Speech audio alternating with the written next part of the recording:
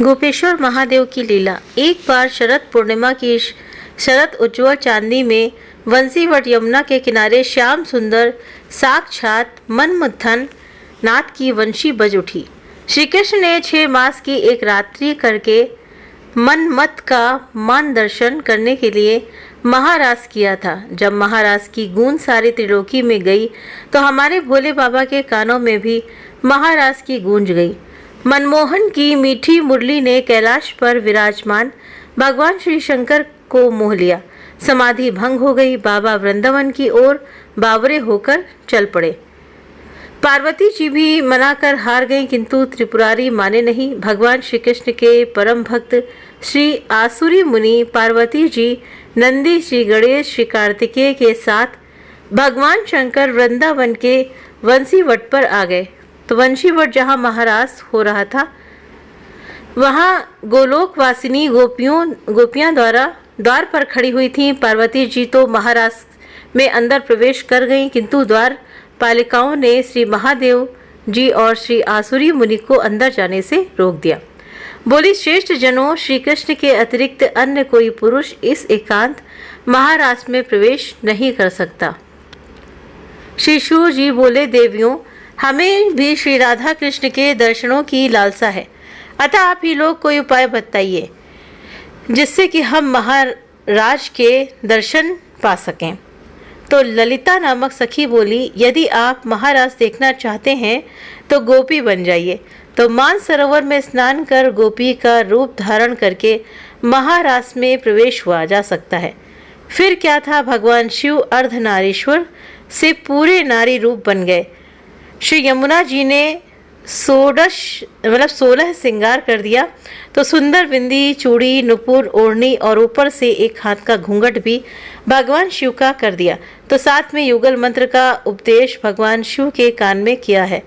प्रसन्न मन से वे गोपी वेश में महारास में प्रवेश कर गए।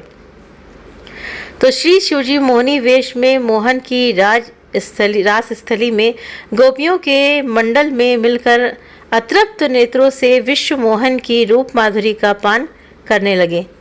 नटवर वेशधारी श्री रास बिहारी राजेश्वरी रसमयी श्री राधा जी एवं गोपियों को नृत्य एवं रास करते हुए देख नटराज भोलेनाथ भी स्वयं ताता थैया कर नाच उठे। मोहन ने ऐसी मोहिनी वंशी बजाई कि सुधि बुद्धि भूल गए। भोलेनाथ बनवारी से क्या कुछ छिपा है। भगवान कृष्ण शिव के साथ थोड़ी देर तो नाचते रहे, लेकिन जब पास पहुँचे तो भगवान बोले कि रास के बीच थोड़ा हास परिहास हो जाए तो रास का आनंद दोगुना हो जाएगा। तो भगवान बोले कि अरे गोपियों, तुम मेरे साथ कितनी देर से नृत्य कर रही हो, लेकिन मैंने तुम्हारा चेहरा देखा ही नहीं, क्योंकि कुछ गोपियां घूंघट में भी हैं। तो गोपियां बोली कि प्यारे, आपसे क्या छिपा है, आप देख लो हमारा चेहरा। लेकिन जब भगवान शंकर ने सुना तो भगवान शंकर बोले कि ये कन्हैया को रास के बीच क्या सूझा, अच्छा भला रास चल रहा था, मुख देखने की क्या जरूरत थी। ऐसा मन में सोच रहे थे कि आज कन्हैया फंसती पर ही तुला है। तो भगवान कृष्ण बोले कि गोपियों, तुम सब लाइन लगाकर खड़ी हो जाओ और मैं सबका नंबर से दर्शन करूंगा। तो वो क्या मनोरम दृश्य होगा, तो इसका बयान करना मुश्किल है। तो भगवान शिव बोले, अब तो काम बन गया, लाखों करोड़ों गोपियां हैं, मैं सबसे अंत में जाकर खड़ा हो जाऊंगा। कन्हैया मुख देखते देखते थक जाएगा और मेरा नंबर भी नहीं आएगा। सभी गोपियां एक लाइन में खड़ी हो गईं और अंत में भगवान शिव खड़े हो गए। जो कन्हैया की दृष्टि अंत में पड़ी तो कन्हैया बोले, नंबर इधर से शुरू नहीं होगा, नंबर उधर से शुरू होगा। तो भगवान शिव बोले कि ये तो मेरा ही नंबर आया। तो भगवान शिव दौड़कर दूसरी ओर जाने लगे। तो भगवान कृष्ण गोपियों से बोले, गोपियों, पीछे किसी गोपी का मैं मुख दर्शन करूंगा। तो पहले इस गोपी का मुख दर्शन करूंगा जो मुख दिखाने में इतनी लाज शर्म कर रही है। अब क्या था कि इतना कहकर भगवान शिव दौड़े और दौड़कर भगवान शिव को पकड़ लिया और घूंघट ऊपर किया और कहा, आओ गोपेश्वर आओ, आपकी जय हो, बोलिए गोपेश्वर महादेव की जय। तो शंकर भगवान की जय।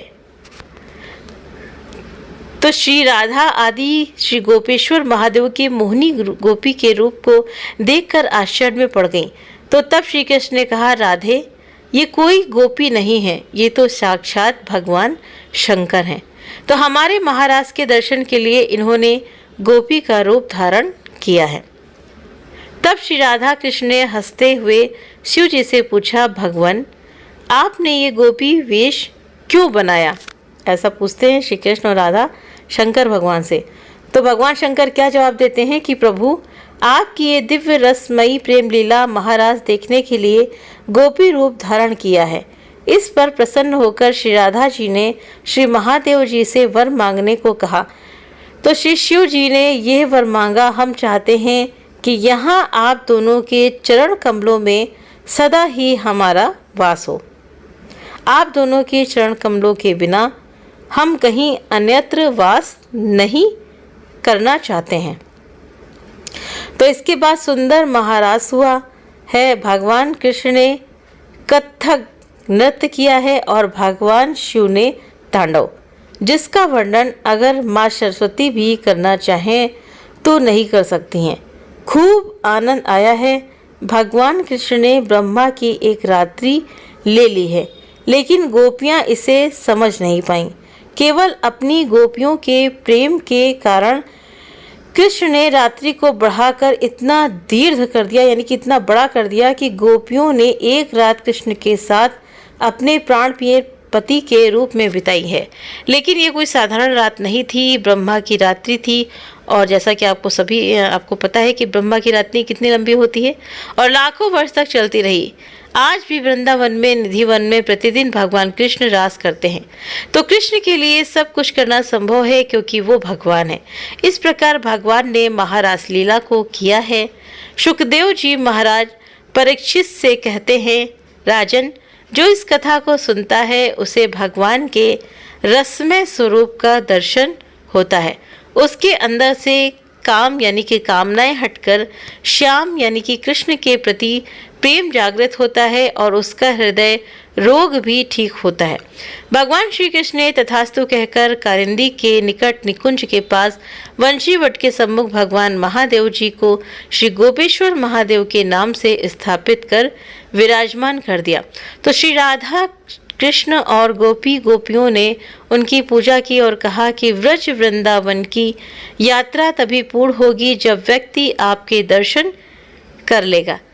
तो आपके दर्शन के बिना यात्रा अधूरी रहेगी। तो भगवान शंकर वृंदावन में आज भी गोपेश्वर महादेव के रूप में विराजमान हैं और भक्तों को अपने दिव्य गोपी वेश में दर्शन दे रहे हैं। गर्भगृह के बाहर पार्वती जी, श्री गणेश, श्री नंदी विराजमान है। आज भी संध्या के समय भगवान का गोपी वेश में दिव्य श्रृंगार होता है।